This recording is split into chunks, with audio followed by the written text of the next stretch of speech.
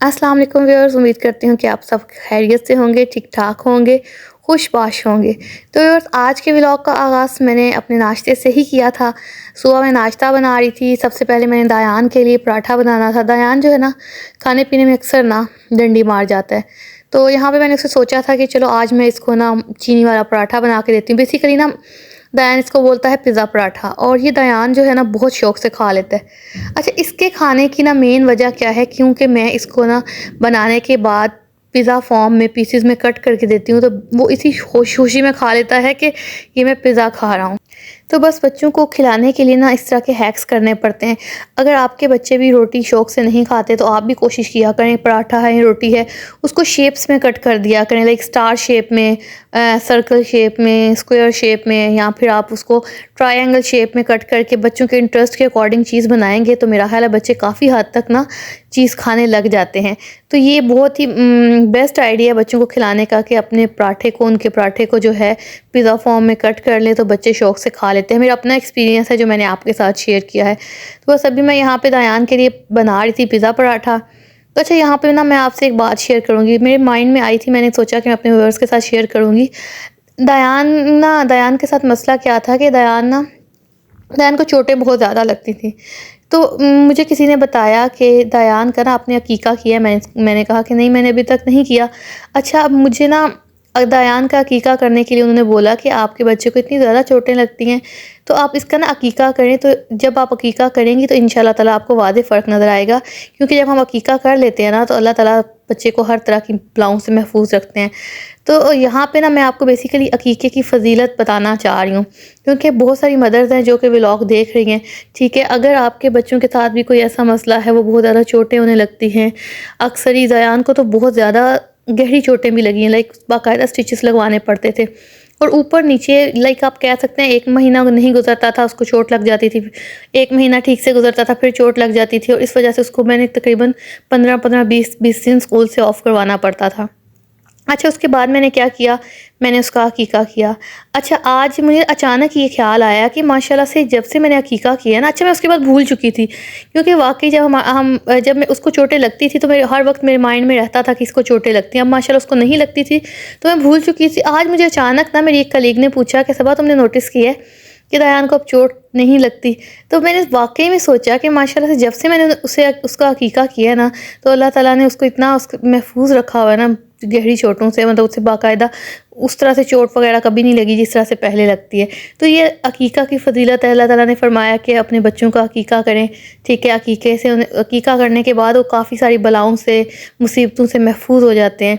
तो आपने भी अगर अभी तक अपने बच्चों का अकीका नहीं किया, तो लाज़मी करें, ज़रूर करें, ताकि अल्लाह ताला जो है वो आपके बच्चों को अपने हिफ्ज़-ओ-अमान में रखें। वैसे तो अल्लाह ताला वैसे ही उन्हें हिफ्ज़-ओ-अमान में रखते हैं, लेकिन अकीका जो है बहुत ज़रूरी है।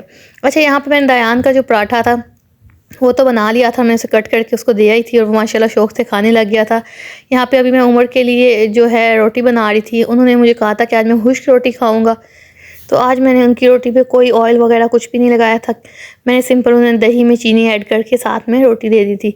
तो ये है कि हर एक की डिफरेंट चॉइस होती है, तो समटाइम्स आपको ख़्याल रखना पड़ता है। हर एक की चॉइस के अकॉर्डिंग जो है चीज़ बनानी पड़ती है, और ये अच्छी बात है। समटाइम्स जब हम किसी का ख़्याल कर लेते हैं, जो खाना चाह रहा है बना देते हैं, तो अगले बंदे को भी खुशी होती है कि चलो मेरे लिए उन्होंने स्पेशल कुछ किया है।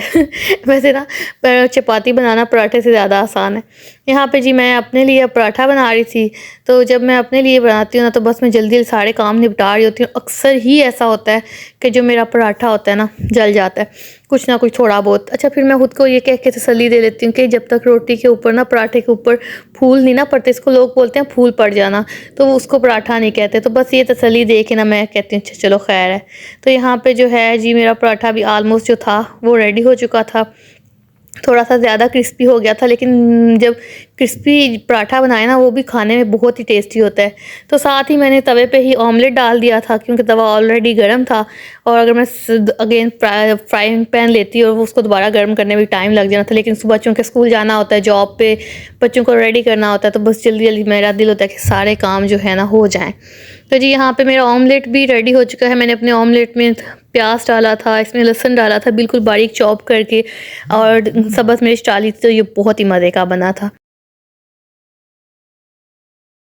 पापा ये ये दयान है और जावियान है, ये मम्मा है, ये चाचू है, ये चाची है, ये दादू है और ना और ये ना मम्मी है और ना ये उनकी बहन है। और वो ऊपर ऊपर क्या है?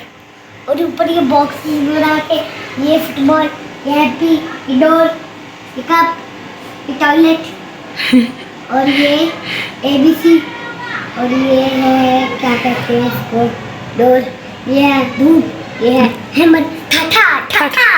यहाँ पे मैं अपनी जॉब से वापस आ चुकी थी, दयान भी स्कूल से वापस आ चुका था। तो यहाँ पे मैंने ना उसे इंगेज किया हुआ था बोर्ड पे कुछ ना कुछ ड्राइंग बनाने के लिए। तो इतनी मज़े की उसने ड्राइंग बनाई थी और साथ में इतनी मज़े की डिस्क्रिप्शन दे रहा था ना। तो जब मैं किचन में जाती हूँ ना तो मैं अक्सर इसको बोर्ड एंड मार्कर दे जाती हूँ, तो ये ना लगा रहता है और मुझे तसल्ली रहती है कि चलो किसी एक्टिविटी में बिजी है ना।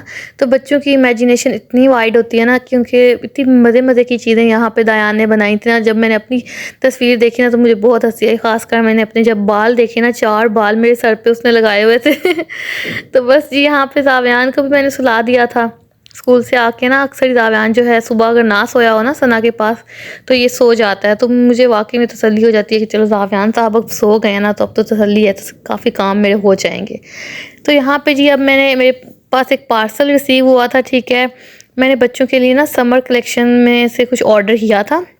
इनमें से कुछ ड्रेसेस मैंने ईद के लिए किए थे और कुछ वैसे ही टी शर्ट्स वगैरह ऑर्डर की थी। जब ब्रेकआउट पे ना 50% उन्होंने ऑफ़ लगा दिया था। लास्ट टाइम जो मैंने शॉपिंग की थी 30% ऑफ़ में से की थी, तो ये 50% ऑफ़ में से ना मुझे बहुत ही अच्छी ना टी शर्ट्स मिल गई थी। 600 में आपको 650 में ना काफ़ी सारी मुझे टी शर्ट्स मिली थी। तो मैंने ये ऑर्डर कर ली थी, क्योंकि गर्मियों में ना बच्चों के कपड़े इतने ज़्यादा वॉश होते हैं ना कि वो उनके कलर्स जो है ना ख़राब हो जाते हैं। तो फिर मैं थोड़े से एक्स्ट्रा कपड़े ही गर्मियों के लिए लेती हूँ। कुछ जावियान के लिए मैंने ऑर्डर किए थे, कुछ दयान के लिए ऑर्डर किए थे। तो बहुत ही मज़े के कपड़े मुझे रिसीव हुए थे, जैसे मैंने पिक्चर्स में देखे थे बिल्कुल वैसे ही थे। तो यहाँ पे मैं अभी आपको इनकी अनबॉक्सिंग करके दिखाऊंगी। और अगर आप भी चाहते हैं अपने बच्चों के लिए परचेज़ करना तो ज़रूर जाएं, अभी विज़िट कर लें, क्योंकि जब अभी से विज़िट कर लेंगे तो आपको अच्छे पीसेस मिल जाएंगे, अच्छे डिज़ाइंस मिल जाएंगे। अदरवाइज़ आप ऑनलाइन भी ऑर्डर कर सकते हैं। मैंने ये वाले ऑनलाइन ही मंगवाए हैं और मुझे 100 रुपीज़ डिलीवरी चार्जेस के साथ घर पे ही रिसीव हो गए थे। अच्छा, ये एक मैंने शर्ट ऑर्डर की थी, ये हाफ स्लीव्स के साथ थी और चेक में बनी हुई थी। और इतना सॉफ्ट इसका कपड़ा था ना, लाइक समर में बच्चों को इतनी गर्मी लगती है तो, लेकिन ये इसका कपड़ा इतना मज़े का था ना कि मैंने दयान के लिए ऑर्डर की थी। इसकी डिज़ाइनिंग भी बहुत अच्छी थी और जब बच्चों ने ये पहने होते हैं ना, ब्रेकआउट की फिटिंग बहुत अच्छी आती है बच्चों को कपड़ों की। तो ये जो थी शर्ट मैंने दयान के लिए ऑर्डर की थी। यहाँ पे मैंने दयान के लिए कुछ एक्स्ट्रा कपड़े ऑर्डर किए थे, लाइक जावियान के कम किए थे, दयान के लिए ज़्यादा किए थे, क्योंकि दयान के काफ़ी सारे कपड़े ना बिल्कुल न्यू पड़े हुए थे, वो जावियान के काम आ जाएंगे। तो यहाँ पे ये शर्ट भी मैंने दयान के लिए ऑर्डर की थी। और इसके अलावा एक ये शर्ट थी, ये भी मैंने दयान के लिए ही ऑर्डर की थी। मस्टर्ड कलर जो है ना, उसको रेड और मस्टर्ड कलर उसको बहुत ज़्यादा सूट करता है।